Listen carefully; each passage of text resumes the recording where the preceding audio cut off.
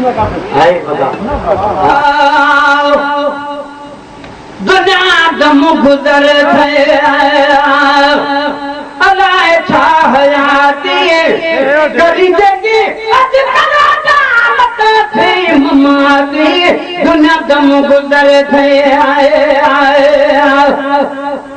वो बड़े शान वाला दिलावर मरीगा हदा मास दलदा कब्र में गरीगा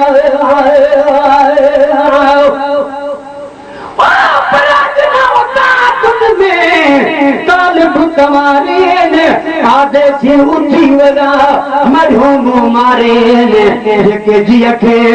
यारी से लाहू दिल दे वला वो बड़े शान वाला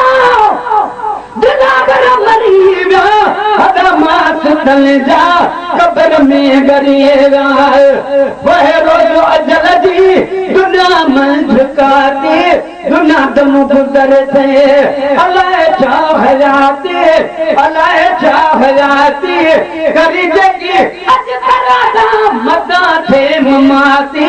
दुनिया दम गुजर थे कब्र रोज तो के पैथी पुकारे बिला की बैठे पंजो रब्बुल सारे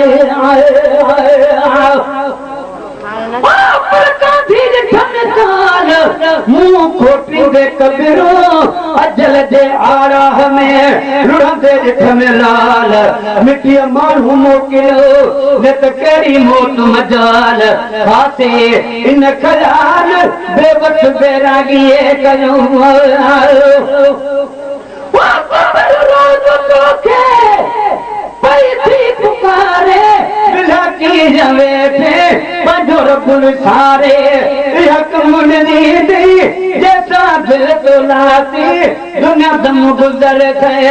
अलाए चाहयाती करी जगी अज कराता मता थे ममाती दुनिया दम गुजर थे वो चले दत्तु राजन कयो बादशाहू कबर दे हजागा उहे को धकायूं प्रभात सबाब पुनल को आके जिंदिया नाल रुसी दे मोया नाल तनाजे के हैं कुछ तो सोच उठिए दे बाद जनाजे दुश्मन दे मुंह को मान लिखे दे रुख दिखलाता नाज़िम को तेरी सिक विच बातर सीए दे वो चले तो जाने कयो बादशाहू कबर दे हजागा उहे को धकायो कफन रिया न न्यामू सगती न साथी दुनिया दम गुजर थे अलाए चाहयाती करी जगी अज कराता मता थे ममाती दुनिया दम गुजर थे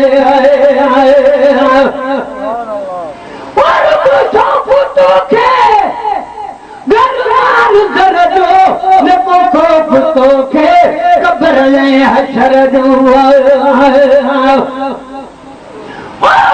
कब्र ससी ते खान पुनल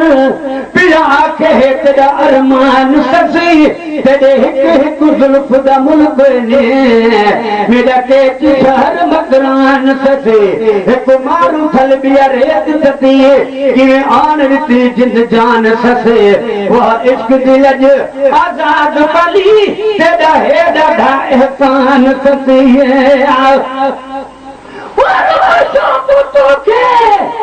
कब्र आए हशर जो और वो शौक तो थे गरमान जर जो न को खौफ तो थे कब्र आए हशर जो हिता को न हल गई सगो भाव भाती दुनिया दम गुजर थे अलाए चाहयाती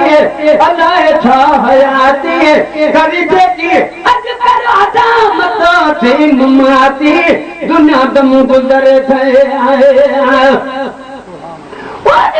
खौफ कर को अज यार कहारी रोई दर संदत ते सची कर तू दारी हथे काली हलको कंबे मुझी छाती दुनिया दम गुजर थे अलाए छा हयाती करी जेकी अजगर को मता थे मुमाते अखियूं कंदियूं रे दा अंगण यार रे दो अंगण यार रे दो अंगण यार रे दो अखियूं कंदियूं रे दा अंगण यार रे दो सजन जे